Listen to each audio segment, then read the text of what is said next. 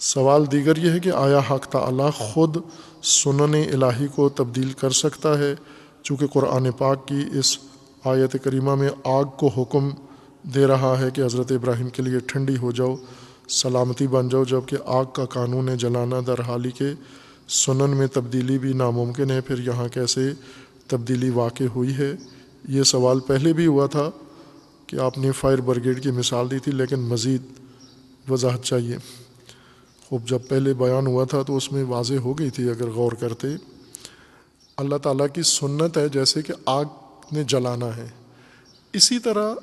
کہا تھا کہ ہمیشہ اللہ تعالیٰ کی سنت دوسری بہت سارے قوانین کے ساتھ متصل ہے، منظومہ ہے، سنن کا سنن کے ساتھ تعلق ہے، اور ایک سنت کا وقوع پذیر ہونا یا اس کے مطابق عمل ہونا یہ دیگر سنن سے کاٹ کر نہیں ہوتا، ان سنن کے اندر ہوتا ہے اس کا عمل یا اس کا اثر۔ اب ایک طرف سے اللہ تعالیٰ نے آگ کو کہا ہے جلاؤ، خوب آگ نے جلانا ہے، یہ آگ کے لیے قانون ہے۔ دوسری طرف سے وہ چیزیں جنہوں نے جلنا ہے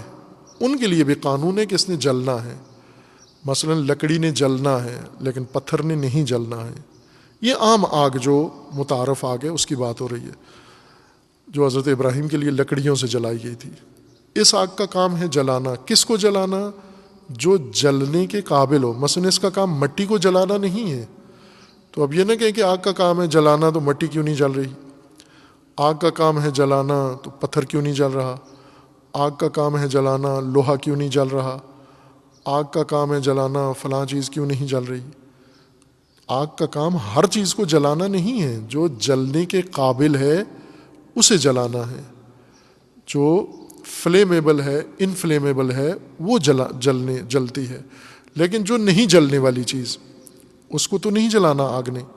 یعنی آگ کا کام ہے جلانا، آگ اپنا کام کر رہی ہے، لیکن ادھر سنت دوسری یہ ہے کہ یہ جلنے والی چیز نہیں ہے۔ حضرت ابراہیم کو اللہ تعالیٰ نے معجزاتی طور پر آگ کو نہیں کہا کہ جلائی نہیں، آگ کا قانون تبدیل ہو گیا نا، حضرت ابراہیم معجزاتی طور پر آگ کے جلانے سے محفوظ قرار پائے، یہ قانون کے مطابق۔ یعنی حضرت ابراہیم جس طرح انسان آج کل معمول کے مطابق کبھی لباس ایسا پہن لیتا ہے کہ آگ میں کود جاتا ہے، جیسے فائر بریگیڈ والے نہیں جلاتی ان کو، تو یہاں کیا آگ کا قانون ٹوٹ گیا ہے؟ نا، آگ اپنی جگہ جلا رہی ہے، لیکن ادھر آگے رکاوٹ آ گئی ہے کہ ایک ایسی چیز حائل ہو گئی ہے جو نہیں جلا رہی۔ اب جیسے ظاہری اسباب ہوتے ہیں اسی طرح مخفی اسباب بھی ہوتے ہیں، مخفی اسباب بھی رکاوٹ بن جاتے ہیں۔ جیسے ظاہری اسباب آج انسان نے ڈھونڈ لیے ہیں، آپ سٹنٹس دیکھتے ہیں نا ایسے بدلکار فلموں میں جہاں ایکٹر کو آگ لگ جاتی ہے یا ہیرو آگ میں کود جاتا ہے اور جلتا ہوا دوڑتا ہے، وہاں سے ایکسیڈنٹ ہوتا ہے، گاڑی اس کی گرتی ہے، موٹر سائیکل گرتا ہے، آگ میں آ جاتا ہے، یا بلاسٹ ہوتا ہے اور وہ جلتی گاڑی سے باہر آ جاتا ہے،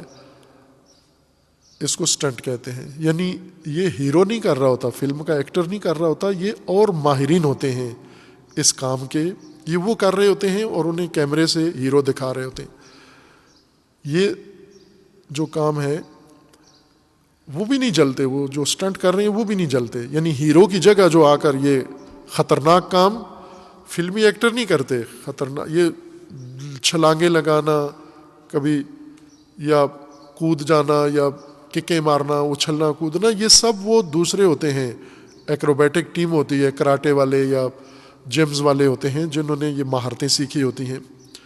یہ وہ کر رہے ہوتے ہیں، کیمرہ ان کو ہیرو دکھا رہا ہوتا ہے آپ کو، انہیں بھی نقصان نہیں ہوتا۔ ایک تو ان کی مہارت ہوتی ہے، دوسرا انہوں نے اپنے اوپر ایسے مواد لگایا ہوتا ہے، اوپر تیل یا اوپر ایسا میٹیریل لگایا ہوتا ہے کیمیکل کہ وہ جل جاتا ہے، کیمیکل جلتا ہے نیچے ختم ہو جائے۔ جیسے آپ ٹیوب جو پنچر لگاتے ہیں، اس کو دیکھا ہوگا کہ آگ لگاتے ہیں، ایک طریقہ پنچر لگانے کا، آگ لگاتے ہیں وہ ہوا بھر جاتی ہے اس کے اندر، لیکن ٹائر نہیں جلتا اس کے اندر، کوئی ایسا معنی ایجاد کر دیتے ہیں۔ یہ سب ظاہری چیزیں ہیں، آگ لگ کے بھی نہیں جلاتی۔